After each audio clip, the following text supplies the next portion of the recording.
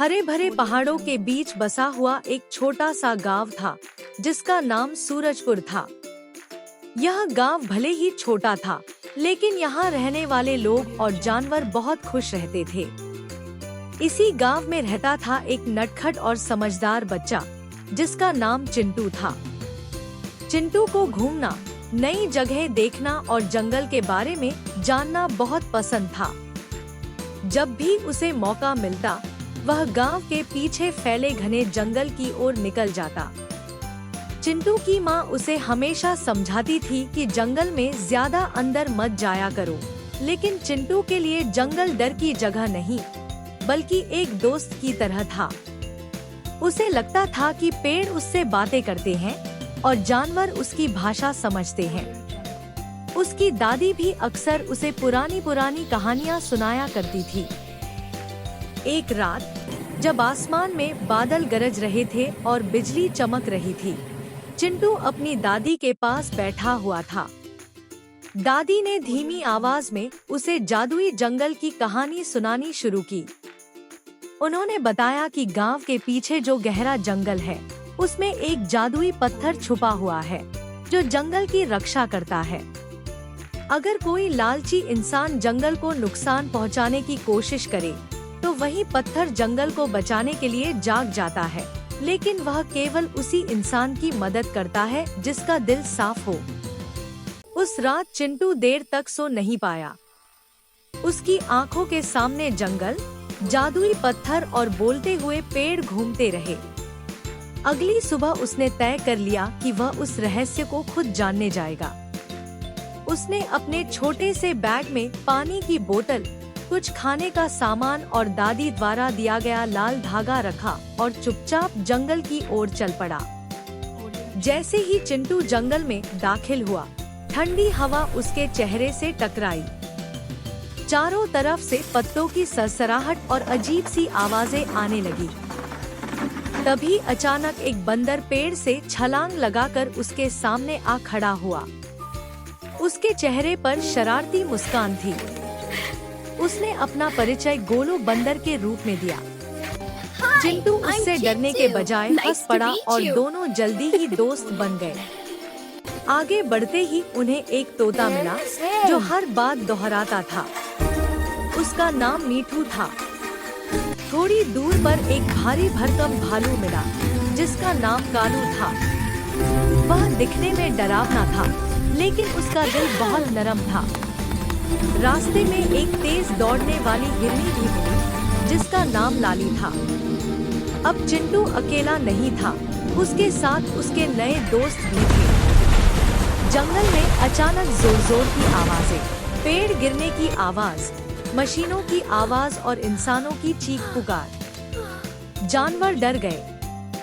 कालू भालू ने उदास आवाज में बताया कि इंसान जंगल काटने आ गए हैं। लाली हिरनी की आंखों में आंसू आ गए, क्योंकि अगर जंगल कट गया तो सबका घर उजड़ जाएगा। चिंटू ने पहली बार महसूस किया कि यह सिर्फ एक कहानी नहीं, बल्कि सच में जंगल खतरे में है। उसने मन ही मन ठान लिया कि वह जंगल को बचाएगा। तभी उनके सामने धीरे धीरे चलता हुआ एक बूढ़ा कछुआ आया। उसकी आंखों में गहरी समझदारी झलक रही थी। उसने अपना नाम ज्ञानू बताया और कहा कि अगर चिंटू सच में जंगल की मदद करना चाहता है, तो उसे जादुई पत्थर तक पहुंचने के लिए कुछ कठिन रास्तों से गुजरना होगा। ज्ञानू कछुए ने उसे एक पुराना सा नक्शा दिया और आगे बढ़ने का इशारा किया। रास्ता आसान नहीं था। सबसे पहले उन्हें एक गहरी नदी मिली जिसका पुल टूटा हुआ था। पानी तेज बह रहा था। डर लग रहा था, लेकिन चिंटू ने हार नहीं मानी।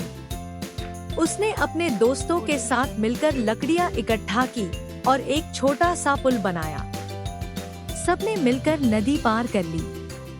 आगे बढ़ते ही उन्हें एक शेर मिला जो रास्ता रोके बैठा था। उसकी दहाड़ सुनकर सभी सहम गए, लेकिन चिंटू ने उससे लड़ने के बजाय प्यार से बात की और उसे समझाया कि वे जंगल को बचाने आए हैं। शेर ने उसकी सच्चाई पहचान ली और रास्ता दे दिया। थोड़ी दूर आगे उन्हें चमकता हुआ सोने का ढेर दिखाई दिया। वह इतना सुंदर था कि आंखें चौंधिया जाए। लेकिन चिंटू को दादी की बात याद आ गई। उसने लालच में आकर सोने को छुआ तक नहीं।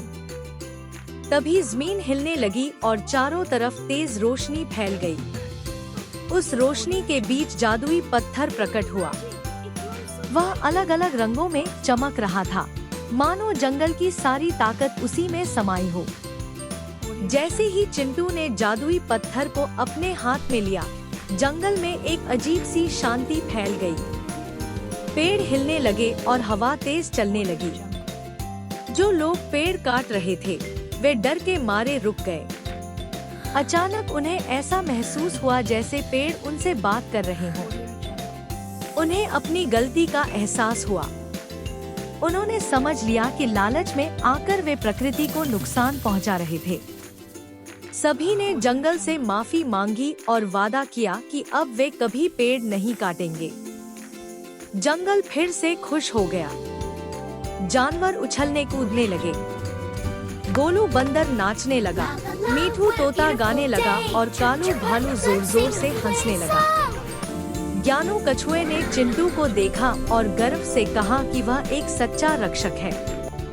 चिंटू मुस्कुराया और बोला कि यह जीत अकेले उसकी नहीं, बल्कि सभी की है। जब चिंटू गांव लौटा तो गांव वालों को सब कुछ पता चल चुका था।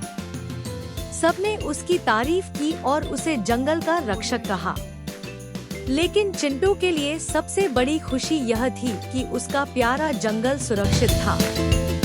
सूरजपुर गांव और जादुई जंगल फिर से हंसे।